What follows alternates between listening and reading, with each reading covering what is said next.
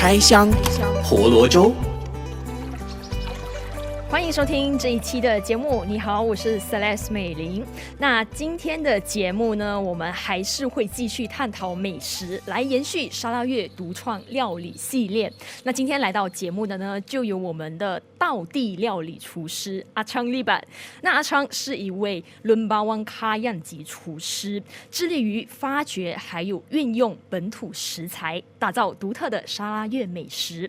那特别的就是，他也积极融合本地原住民独有的风味，还有其他料理，打破我们一些对本土食材的认知，还有对传统料理的想象。那是什么让他对创造道地料理情有独钟呢？一起来和 Chef Achang 开启味蕾的旅行。Hello, Chef Achang, welcome to the show today. Hello. You seem to be a little bit nervous. Okay. So yeah, first I think we would like to get to know you better from your personal perspective. So first we'd like to know what sparks your interest in cooking. All right. So I always, when I was young, I always thought that, I like to eat and I like food. But I think when I discover myself more, it's more about the love of creating something. And of course, I'm very curious, so I always want to try something new or want to do something new. And of course, I think being a chef, I think I like the adrenaline being inside in the kitchen, the service, yeah. So I think that's a bit of why I like being in this field. Okay, yeah. Why would you say the adrenaline in the kitchens, like in creating the dish or? Oh, when I say the adrenaline means like when it's like during service time, where it's like just pumping. Everybody's stressed and everybody's like fast, do this. Yeah. There's a schedule where you have to keep up with your progress, right? Yeah. Yes. Okay, so could you share with us your experience in pursuing your dreams? Okay, so I think I started off like more chef. After Form 5, started to work in like cafe, restaurant, bars lah. Part time, washing dishes or small stuff only. And then when I was in uni, when I was doing law, actually I was working a lot in bar and restaurant. Okay. Yeah. That's why after doing the law thing, tidak jadi. So I came back and then I decided to do culinary. Wait, so just now you mentioned you did law in your first year of university. Yes. Okay, so that was because of your family Yeah. decision. Okay. So did you communicate with your family about your true desire in chef? So was them supportive? I didn't really express a lot but of course my parents are always very supportive. And of course after I got kicked out from law school, they a bit disappointed but after I started doing culinary and they see that I'm doing what I love and doing what I'm good at, then I think they are more, I think they feel more secure about my future and hopefully they feel proud also lah. Unless, you really have a clear mind about what you are doing. Yeah. So where did you pursue your studies? So my first culinary education was in Celes in KL. Celes, okay. Yeah. And after that, I came back. I did a bit of my own catering and I worked in a few cafe and restaurants.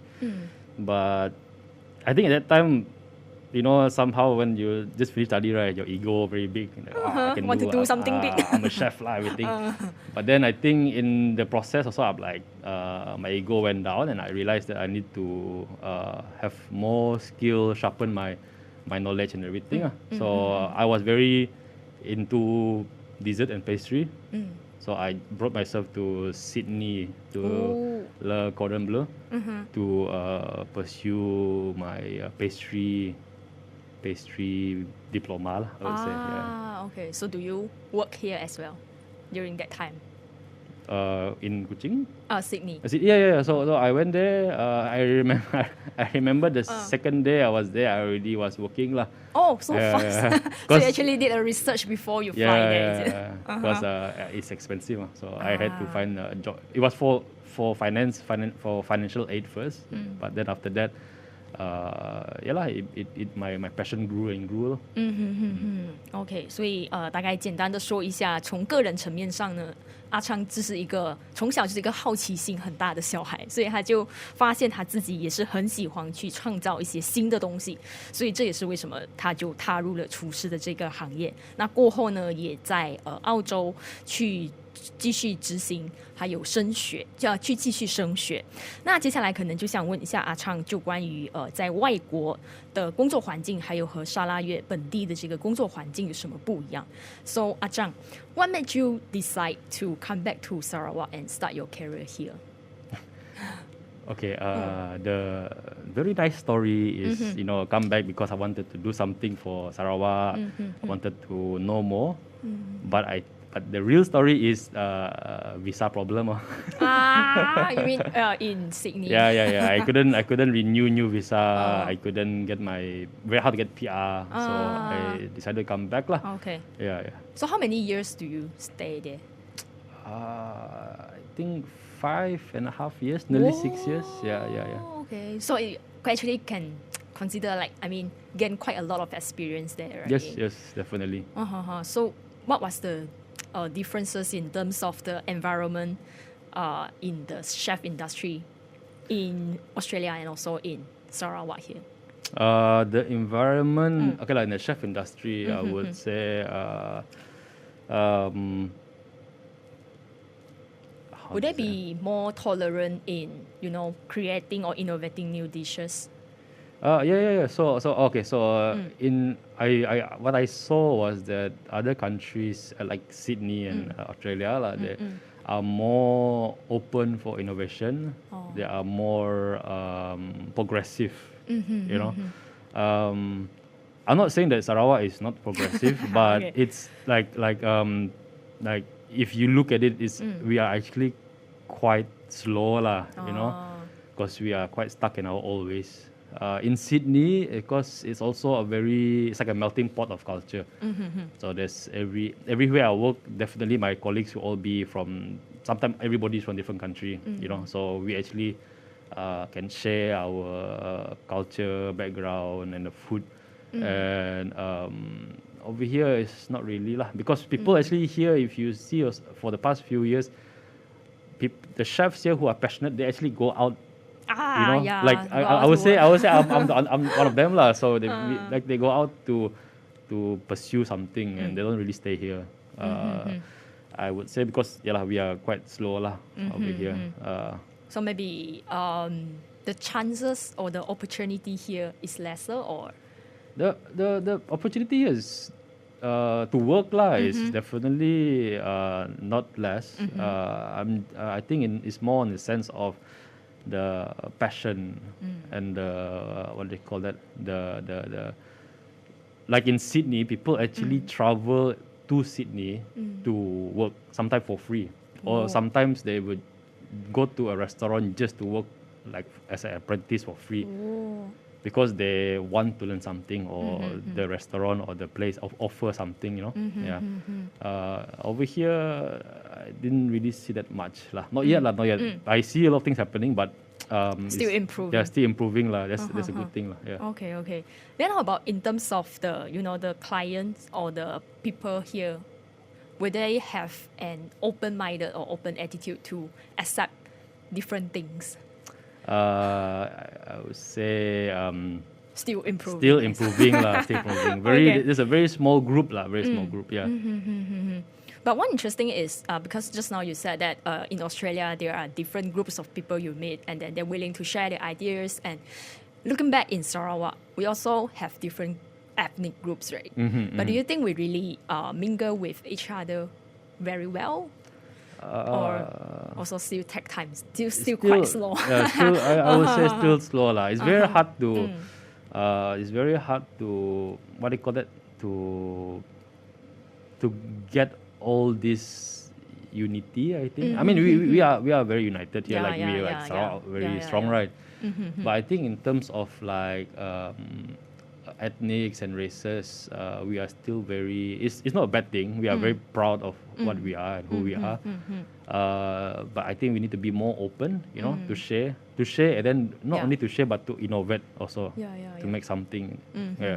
In terms of the dishes here, because sometimes we can see like really a lot of people, we are from different all walks of lives, and then we can sit together and enjoy our meals. But do we really know what's the culture, the history, or the background with it? I think that's the things that we need to communicate more and try to understand each other more. Yeah. So 这一部分呢，我们就聊了，就是阿昌对在外国工作的经验，然后对比在沙拉越本地工作的经验的一些看法，就觉得其实在沙拉越这里呢的这个进步这个速度可能还会比较慢一点，所以是需要大家更多的去包容还有互相理解，然后才能够更加的认识彼此。那接下来呢就是要聊一下阿昌过往他煮过的一些特别的料理，所以这一点呢也是蛮有趣的。So Achang, we know you have been the chef for Reimagine and Reimagine Volume 2, but unfortunately 2.0 was on hold because of the pandemic. But there's another Reimagine 2.5, which was held last year November. So why would you name this dinner as Reimagine? Oh, so at first the reason why I named this series Reimagine is to basically make you reimagine about in the cuisine wise, like make you think differently, like reimagine something into something different, especially our ingredients here and our culture yeah. So could you share with us regarding the idea of this dinner? The first Reimagine is basically just me and a few chefs having fun I wanted to have a place or a outlet to, like for us to express ourselves as a chef, and also to do something that we want to do without any limitation. Without any people telling us that we cannot do or not. So just do it was for fun at first. And then the feedback came very well after that. So I think after three years, I think then I did I planned for the Reimagine 2.0, which didn't happen because I canceled it due to the rise of the COVID cases. And then I went to 2.5. I call it 2.5 because it's I considered 2.0 to be an event already, but cancelled. So 2.5 is like the menu is from there, but it's a different event, different venue. And the 2.5 is the only difference is the menu is more designed. It's still for fun but it's more designed, like we think about how the menu goes and what we're going to put inside and how we want to present the people and stuff.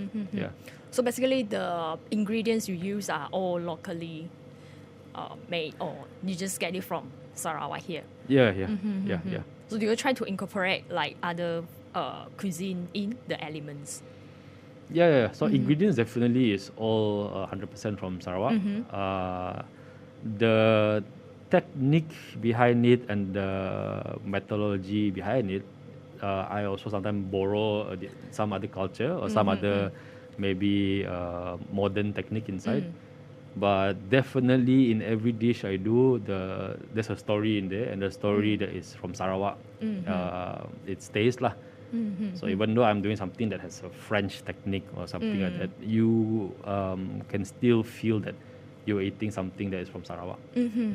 Then what kind of the experience you wish to give to the clients or those who came to your dinner? Because I remember, if not mistaken, for the Reimagine 2.0, you wish to like create the atmosphere like in the longhouse, right? So that people can interact with each other.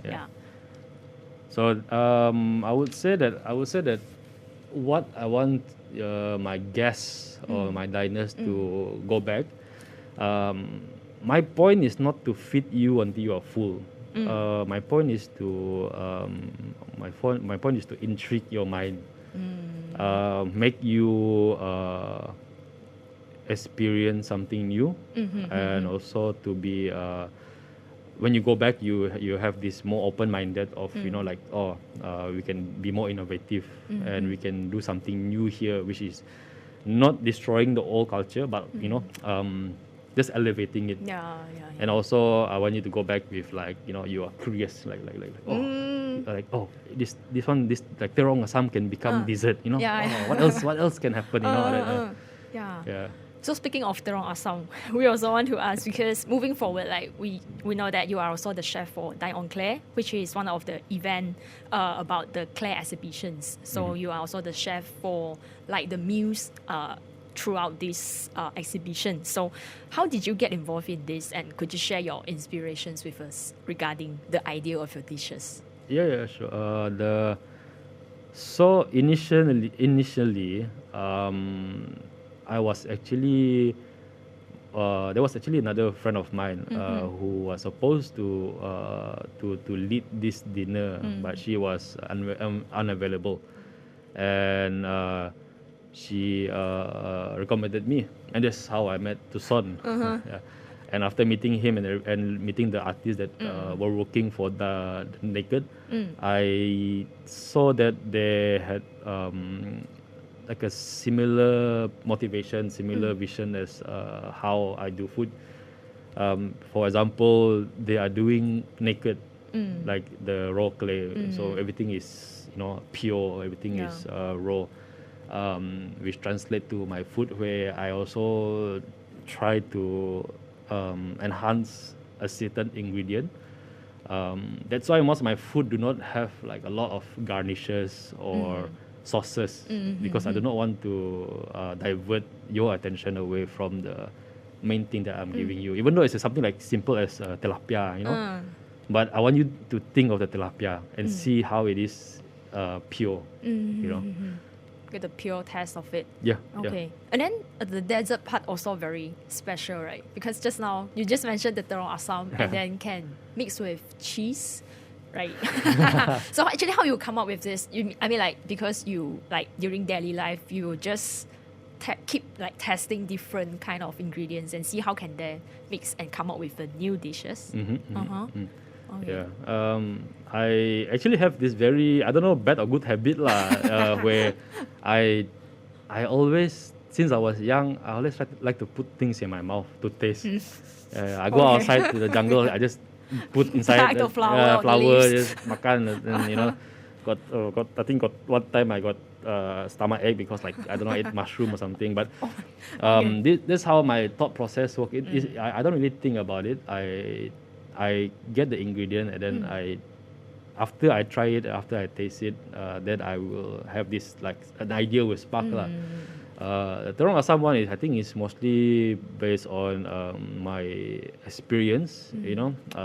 Like I got like maybe like you can say a memory food bank in my brain. I actually realized it's very similar to persimmon. Okay. So I actually did a persimmon like dessert dish before, and with like ricotta and stuff like that. So I tried to play with cheese, making flavored cheese, and then I got the asam dessert, okay. which is interesting. Yeah. And then there's also another one where you make the tapioca leaves into powder, which is similar to matcha for me. Yeah. That one, people will say it tastes like matcha, it tastes like green tea, which is actually, if you think about it, it's quite the same thing, because it's leaves being fermented a bit and then dried. So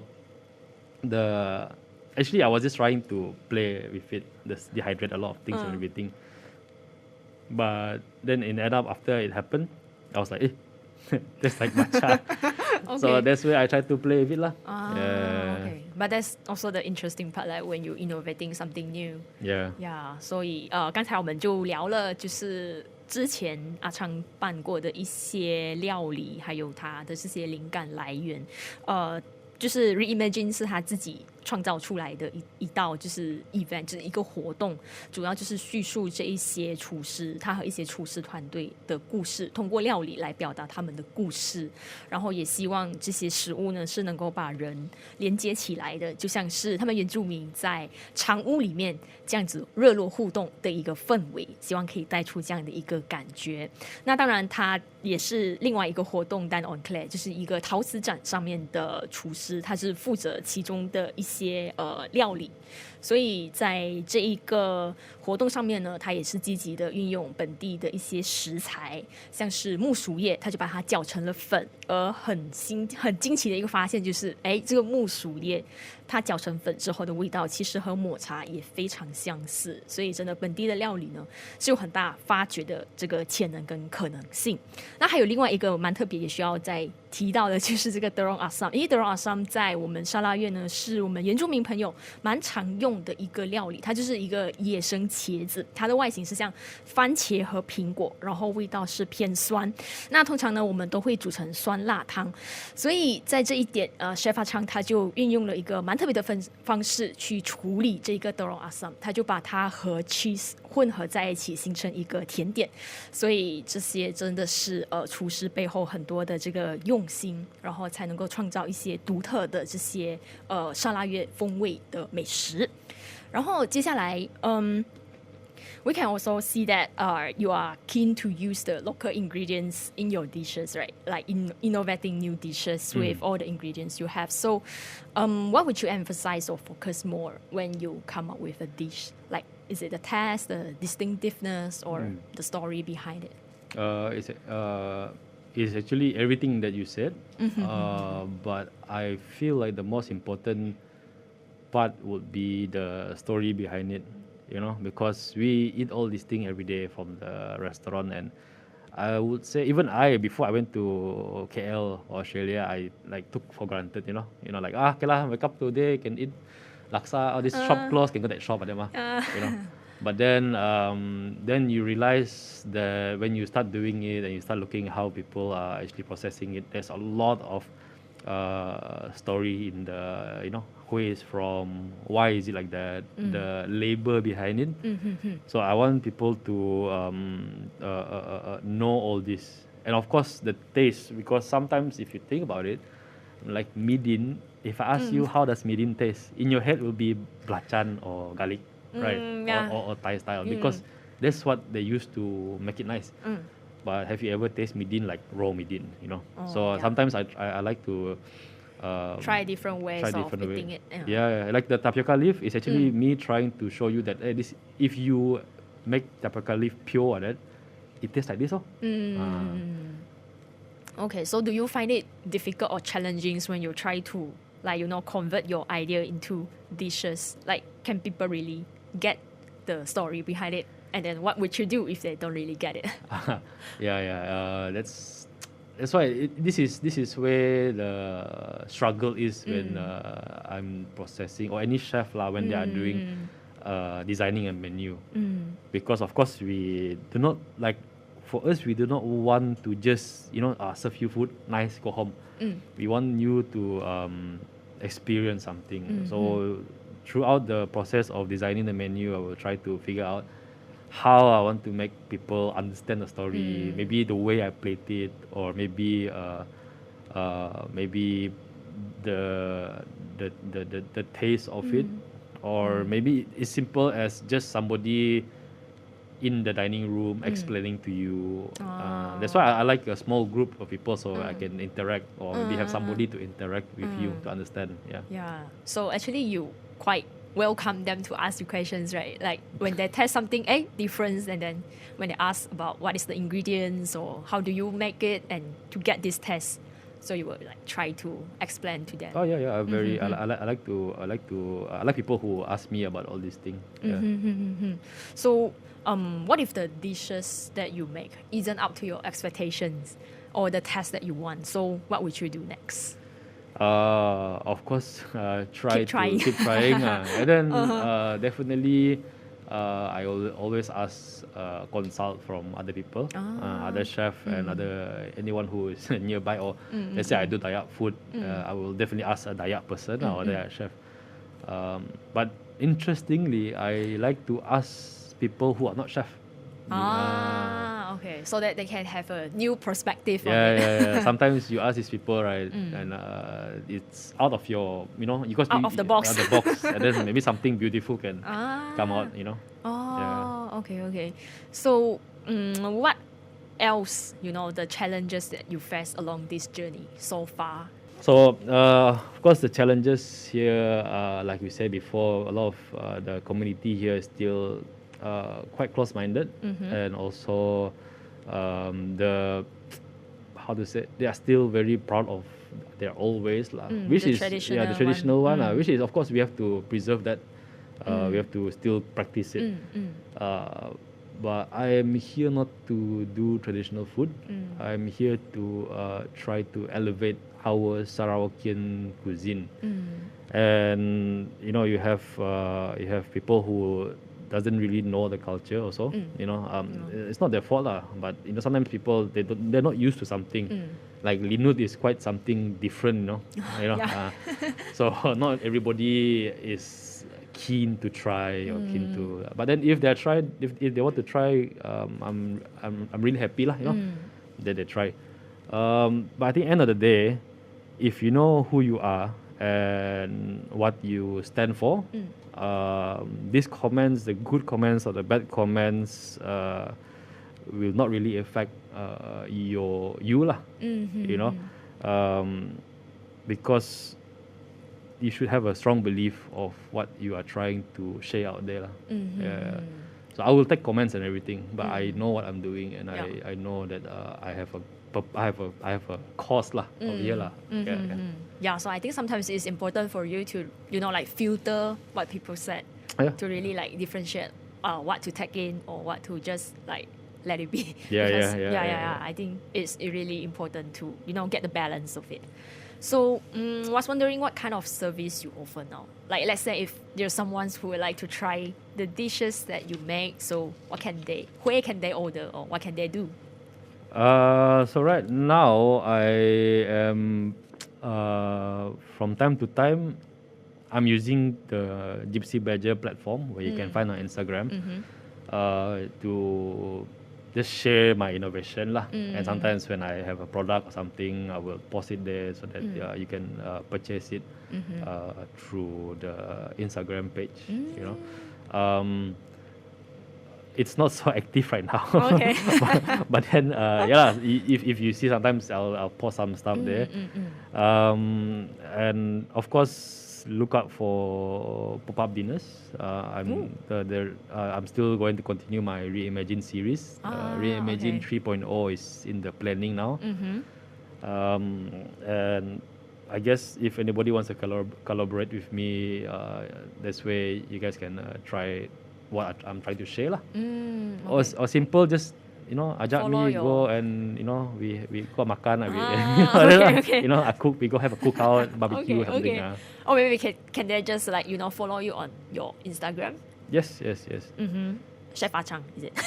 Well, you can follow me on the my platform, which is GypsyBadger. Okay. Or you can just follow my Instagram account, Gang Crow. OK。所以现在听这个节目有兴趣，可能想要探索更多沙拉越的美食，或者是可能对 Chef Achang 他过后会创造的一些料理有兴趣的呢，就可以来到 GypsyBadger 的这一个网站，就是在脸书还有在 Instagram 都可以看到他最近更新的一些消息。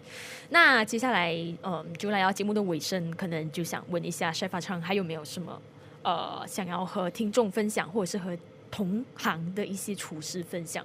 So lastly, anything you would like to share with those who also like to become a chef like you? So an advice to young chefs or starting chefs that I usually give is whether it's a question whether you want to cook or do you want to serve, because it's two different things. You want to cook nice food, to show people, or do you want to be on a pirate ship, all the stress, all the all the adrenaline in the kitchen.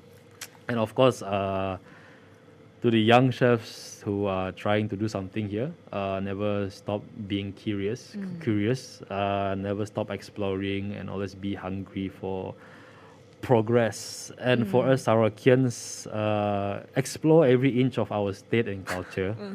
Because there are so many untapped potential here, there's so many ways that we can actually bring our Sarawakian cuisine to a higher level. Just need to keep exploring. Yes. And then speaking of which, just now you mentioned the questions that you want to ask is whether they want to cook or want to serve. Yeah. Is it because that, when you are actually serving other people, there's something that you need to compromise or...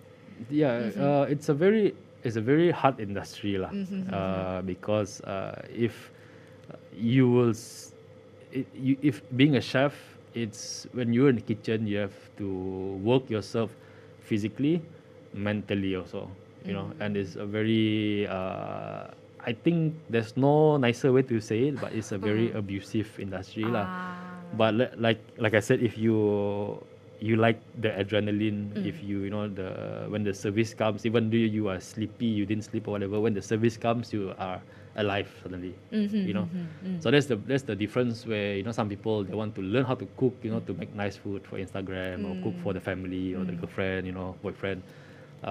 It's very different than being in the kitchen, cooking the same dish 100 times, people screaming at you, shouting at you. And when working, standing in the kitchen for at least 16, 18 hours. Wow. So that's why I always tell the young chefs, why do you choose to be a chef? Because if they choose to just, I want to cook nice food, I want to know this one, then that one will be too idealistic. Then surprise lah. This is not TV lah. OK， 呀，所以这一期的节目真的很感谢Chef Achang 和我们分享了这么多他个人作为厨师的一些理念，还有在创造沙拉越具有沙拉越风味的这个料理上面背后的一些故事还有心思。当然他也希望更多的这些厨师呢可以去积极的探索沙拉越每一寸土地上可以运用的食材，去发掘更多的新可能。所以这期的节目非常感谢阿昌的分享，然后也希望呢这一期的分享呢能够触发更多人去探索这些食材的这个可能性。所以非常谢谢 Chef Achang。 Thank you Chef Achang for your interesting sharing today. I really like to listen to your story. Thank you. Thank you for having me.